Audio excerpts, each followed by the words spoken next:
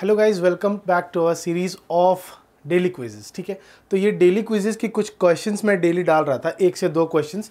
तो आज से इसका वीडियो सॉल्यूशंस भी डाल देता हूँ। ठीक है, 1 से 2 मिनट का वीडियो रहेगा, ज़्यादा देर का नहीं रहेगा।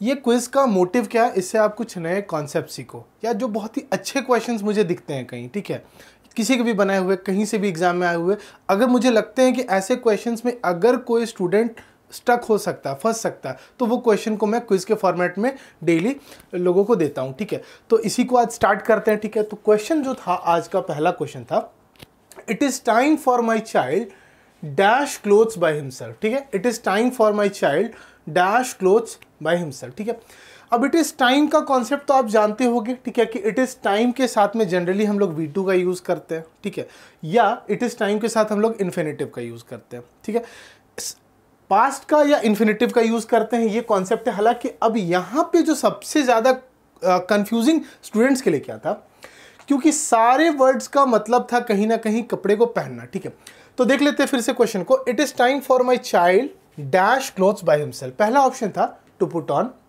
B is putting on, C is to wear and D is to wear his। ठीक है, अब इसमें बहुत सारे स्टूडेंट का D और C में कंफ्यूजन था। ठीक है, तो पहले तो आंसर बता देता हूं, उसके बाद फिर इसको डिस्कस कर लेते हैं कि इसमें प्रॉब्लम क्या था। सी देखो, आंसर क्या हो जाएगा, टू पुट ऑन। अब टू वेयर या टू वेयर हिज क्यों नहीं हुआ? ठीक है, सी पुट ऑन क्या होता है, जब आपने कपड़ा पहन के नहीं रखा, आप पहनने वाले हो। ठीक है, तो when the action has not been done, it is going to be done, it's about to be done, तो हम put on यूज करेंगे।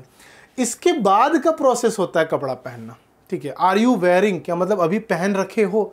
अगर आपने कपड़ा पहन रखा है ऑलरेडी, सो आप वेयर का यूज कर सकते हैं, लेकिन अगर आप पहनने जा रहे हैं, ठीक है, तो पुट ऑन का यूज ज्यादा सही होता है। तो इसलिए इस सेंस में हमें यूज करना पड़ेगा टू पुट ऑन। ठीक है, नेक्स्ट क्वेश्चन इसका, आज का सेकेंड क्वेश्चन हमारे सीरीज का। सेकेंड क्वेश्चन है, the movie I saw yesterday was boring. ठीक है, the movie I saw yesterday was boring, I wish I dash it, I wish I dash it. तो meaning तो कम से कम समझ में आ जा रहा है, we can get the meaning that कि the movie was very boring, और मैं इसे नहीं देखा होता, ये मीनिंग आ रहा था हमारा। ठीक है, तो पहला ऑप्शन है I wish I dash it है, तो I shouldn't have seen it.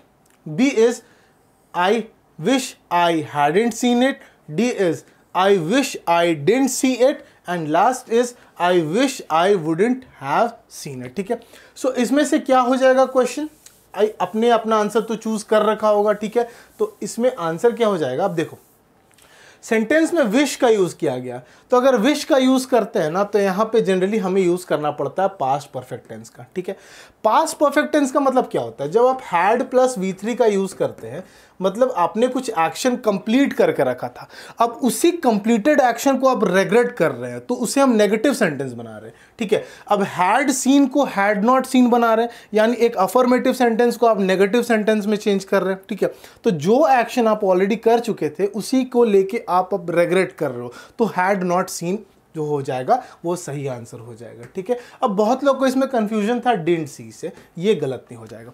When the action was already completed, then it is better to use perfect tense. ठीक है, तो had not seen is the answer. ठीक है, इसके बाद भी अगर still if you have any doubt, आप कमेंट कर सकते हो, मुझसे डिस्कस क्वेश्चन कर सकते हो, या इस 2 क्वेश्चंस में भी कोई डाउट है तो आप किसी भी टाइप का डाउट मुझसे डिस्कस कर सकते हो, ताकि इससे क्या होता है, डिस्कशन करने से और भी लॉजिक खुलता है। ठीक है, तो ठीक है, आज का सेशन यही रखते हैं, मिलते हैं अगले सेशन पे। Till then happy learning and bye for now.